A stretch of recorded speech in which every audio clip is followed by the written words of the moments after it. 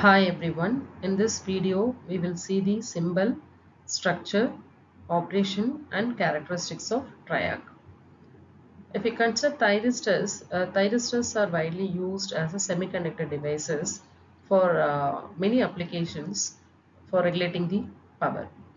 However, this can conduct in only one direction just like a diode, which makes them suitable only for DC power regulation. Whereas the TRIAC, which belongs to the family of thyristor, but it can conduct in both directions. So as well as it offers a full control over the power supply, therefore it can be used for AC power regulation. So TRIAC stands for triode for alternating current. Triode means it is a three-terminal device, while AC means it is used for switching the alternating current. So it is a three-terminal bidirectional switch which conducts in both directions. So it is made from the combination of two SCRs which are connected in anti-parallel with their gate joined together. The three terminals are a gate, MT1 and MT2. So it does not have an anode and cathode terminal like the thyristor because it can conduct in both directions. So it does not matter if the terminals are get swapped. So you may have a question how to turn on and off the TRIAC. The TRIAC can be triggered into a conduction by giving either positive or a negative gate current in both the directions, while it is switched off when the main current which falls below the holding current. So this is a symbol of TRIAC that represents the two thyristors are connected in anti-parallel configuration having a common gate terminal. And if you look at the structure, the TRIAC is a four-layer device and it is made from a combination of two anti-parallel SCR having three terminals, gate, MT1 and MT2. Both main terminals MT1 and MT2 are connected with both P and N region of both the SCRs so that it can conduct the current in both the directions. And also if you look at the gate terminal, the gate is a metallic electrode. It is also connected with both P and N regions. So it allows the TRIAC to be triggered by both positive as well as the negative gate current. The operation of TRIAC resembles the thyristor. So when the voltage is applied, it will not conduct unless the voltage does not exceed the breakover voltage, that is VBO, or the gate pulse is applied. So the TRIAC can conduct for both polarity of applied voltage and it can be triggered by both polarity of gate voltage for either direction. So therefore, the TRIAC can operate in four modes of operation. Now we will see the mode one by one. The first mode, the MT2 and gate being positive. So if you look at the gate terminal, the gate is connected to positive and MT2 is connected to positive with respect to MT1. When this happens, the current flow through the path P1, N1, P2 and N2. So here the P1 and N1 and P2 and N2 are forward biased, but N1, P2 are reverse biased.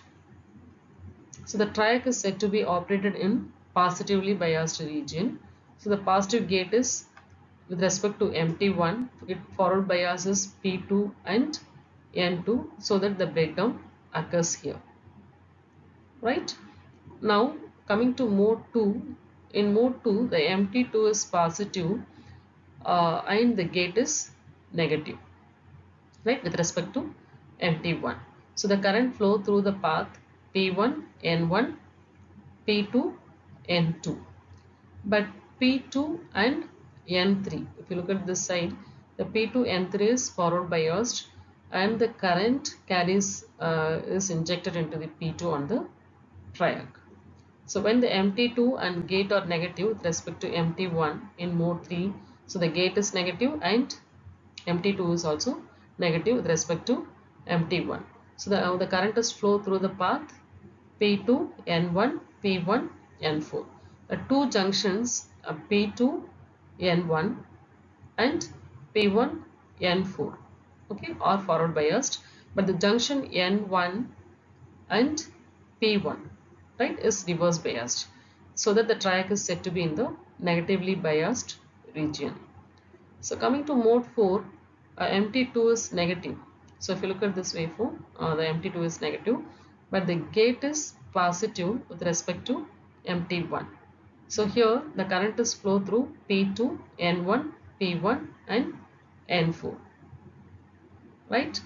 So the current carriers are injected so that the triac turns on, right? So this mode of operation has a lot of disadvantages, and it should not be used for a high rate of change of current with respect to time, that is di by dt circuits. This is a voltage and current characteristics of triac. This curve shows a relationship between the applied voltage and the current flow through the triac. So it can operate in third and the first quadrant, right? So this operation is almost similar to the SCR, but it can also operate in the third quadrant. If you look at this waveform, the current is increases. Okay, the current is increases when either the voltage that exceeds the breakover voltage VB0, or if the gate pulse is applied. So as soon as you can say that the device switches into the on state, right? The voltage reduces to on state voltage and the current exceeds. So it will be in the on state until the current reduces below the holding current of the triac. The advantages are it is compact in size, small and lighter than the mechanical relays, and there is no mechanical parts, so it is more reliable and long lasting. It can be used for fast switching operations, which is suitable for application that requires a quick response, and efficient power control, which allows a precise and efficient regulation of power, and low cost AC for AC power control, and easy for integration. It is simple to integrate into any circuits which is a straightforward gate control. Coming to the disadvantages, it is limited to low and medium power application. This type of circuit triac is not suitable for high power scenarios. Coming to the gate sensitivity, it requires relatively a high gate current for triggering the triac compared to the SCR, and it can be triggered by the electrical noises and can generate the heat and requires the proper cooling mechanisms, and also prone to false triggering in high dV by dt situations, that is a rate of change of voltage with respect to time. Coming to the applications, the triac can be used in light dimmer circuits, motor speed controls, heater controls, electronic switches and power regulators. Thank you.